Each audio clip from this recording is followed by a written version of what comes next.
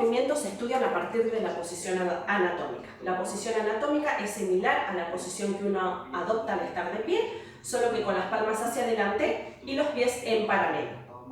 Los movimientos se observan desde tres planos. El plano sagital, que divide el cuerpo en derecha e izquierda, los movimientos se ven de costado. El plano frontal, que divide el cuerpo en anterior y posterior, y los movimientos se ven de frente. Y el plano transversal, donde el cuerpo se divide en superior e inferior y los movimientos se ven de arriba. Recordamos un poquito rapidito cuáles eran los movimientos de cada uno de esos planos. En el plano sagital teníamos extensión, flexión, teníamos retropulsión y antepulsión. En el plano frontal teníamos abducción, aducción e inclinación lateral. Y en el plano transversal, teníamos lo que era rotación interna, rotación externa, teníamos supinación y pronación. Cuando tenemos que ubicar algo en el cuerpo, tenemos que partir del eje medial. Entonces, todo lo que se acerca al eje medial del cuerpo se le llama proximal. Todo lo que se aleje de este eje se le llamaría distal. También tenemos los conceptos de superficial, que es externo, ¿sí? En la superficie de la piel, externo. Y también tenemos el concepto de profundidad, que está bien profundo en lo que es el hueso, bien en el interior del cuerpo. Los huesos son las piezas del esqueleto. El esqueleto es el armazón y sostén que da el cuerpo. Los huesos sirven de palanca para las tracciones musculares y así que el cuerpo pueda tener movimiento. Los huesos pueden ser, como vemos acá, los huesos pueden ser largos, pueden ser cortos o pueden ser planos. Si estudiamos un hueso largo, podemos decir que se encuentra conformado por dos extremos, epífisis, y un cuerpo, diáfisis. El cuerpo es tubular y resistente, mientras que los extremos son de estructura esponjosa para absorber los impactos. A su vez, también podemos ver que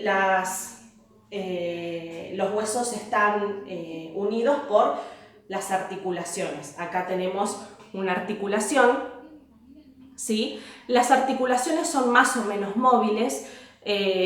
Nosotros acá estudiaremos lo que se llaman las articulaciones de artrosis, que son las que presentan mayor movimiento. Las articulaciones de artrosis tienen la característica de tener una superficie articular lisa, justamente para evitar la fricción.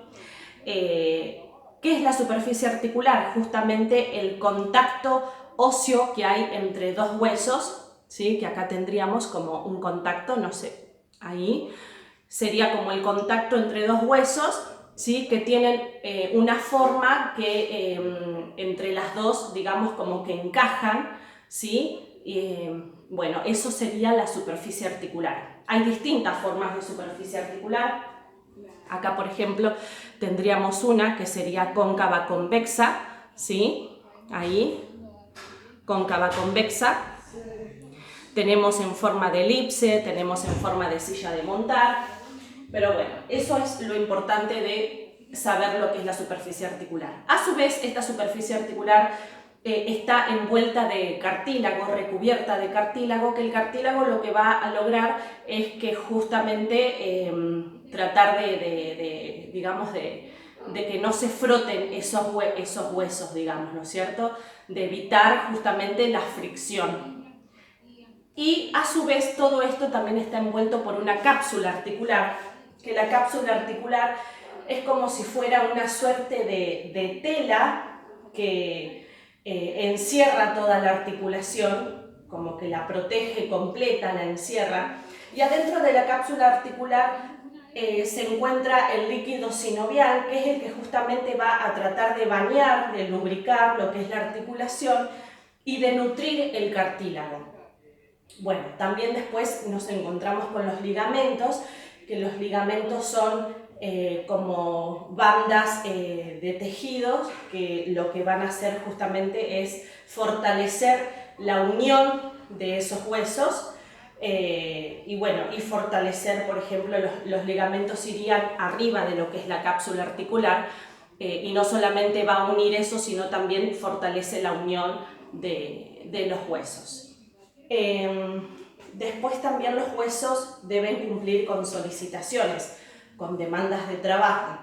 Una de esas solicitaciones sería la presión, digamos, la presión sería como si fuera un salto, una caída, ¿sí? Debe soportar el peso del cuerpo o de una caída. Después tenemos la solicitación de torsión, que es como que retorcer en lados contrarios el hueso. Tenemos la solicitación de flexión, como de querer doblar al hueso, y la solicitación de tracción, como de querer, digamos, hacer esto, ¿no es cierto? En sentido contrario, tirar de un extremo y del otro.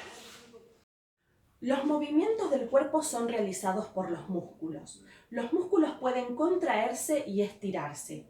Están unidos a los huesos y tiran de ellos para poder realizar los movimientos. ¿Cómo están formados los músculos? Los músculos están recubiertos por una pared fibrosa llamada aponeurosis. Es como una piel que recubre al músculo y estos pueden deslizarse y rozarse entre sí. Los músculos están formados por haces, manojos de fibras musculares. La fibra muscular es la unidad mínima del músculo y tienen la capacidad de contraerse ante un estímulo nervioso, es decir, que el cerebro decide si activar o no esa fibra muscular. La fibra muscular conforma lo que es el vientre del músculo en su parte contráctil. Están unidos a los huesos a través de la prolongación de la aponeurosis que las envuelve a otras conformando un tendón. Las fibras musculares están formadas por células llamadas miofibrillas, perdón. Bueno, con respecto al tono muscular podemos decir que nuestro cuerpo realiza una suerte de tensión de los músculos. A eso se le va a llamar tono muscular. Así como podemos afinar un instrumento musical, nuestro cuerpo afina la tensión de los músculos. Entonces el tono muscular sería como eso, es como una suerte de adecuación y afinación que el cuerpo necesita hacer para poder lograr una determinada postura. Y eso va a depender de la cantidad de fibras que active el cerebro. Mientras más fibras active, puede subir el tono muscular y si va desactivando las fibras, baja el tono muscular. Todo ser vivo, ante cualquier movimiento, por más mínimo que realice, necesita una cantidad mínima de tono muscular. Tiene un músculo es de contraerse y la capacidad pasiva es de estirarse. Esto significa que el cerebro necesita desactivar el músculo para que éste pueda estirarse. Bueno, las acciones de los músculos se describen teniendo en cuenta al hueso proximal, que es el que está más cerca de la línea media del cuerpo, como punto fijo y el hueso distal como libre en su extremo. A esto se le llamaría cadena abierta. Cadena cerrada sería cuando el hueso distal, que es el que está más lejos del centro medio del cuerpo, se encuentra apoyado sobre algo y el hueso proximal entonces queda liberado para el movimiento. A esto se le llamaría cadena cerrada. En danza nos ocuparemos de ver lo que son los movimientos referidos a cadena abierta. Bueno, los músculos pueden tener uno o varios vientres o cabezas, partes contráctiles. Si tiene 2 se llama bíceps, si tienes 3 tríceps, si tiene 4 cuádriceps. Los tamaños y las formas de las fibras musculares van a determinar qué tipo de acciones van a tener los músculos. Por ejemplo, el tamaño de los músculos cortos van a tener función de sostén, mientras que el de los músculos largos van a intervenir en grandes movimientos. Lo mismo sucede con las fibras musculares, según la orientación que tengan. Por ejemplo, acá en la parte oblicua, las fibras musculares tienen orientación diagonal, por lo cual la acción de este músculo va a ser de torsión. Pero atrás tenemos un músculo llamado trapecio en la espalda, donde las fibras musculares tienen variadas orientaciones. Eso significa que ese músculo va a tener variadas acciones. Dependiendo de qué tipo de fibra se active, va a poder realizar ciertas acciones y no otras. Bueno, los músculos trabajan de a pares y cumplen funciones opuestas entre sí. Cuando un músculo se contrae, se le llama agonista, y cuando su opuesto se estira, se le llama antagonista. Cuando un conjunto de músculos trabajan en conjunto para realizar una acción, a eso se le llama sinergia de agonistas. Cuando los músculos agonistas y antagonistas se contraen, se produce una inmovilidad en la articulación y a eso se le llamará sinergia de antagonistas.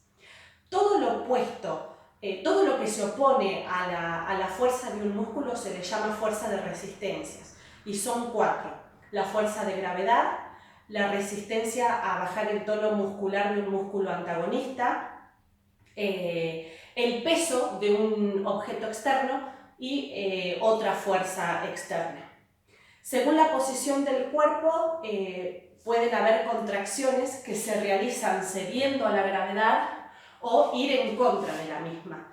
Las concéntricas es cuando la acción se hace arrastrando hacia el centro del cuerpo.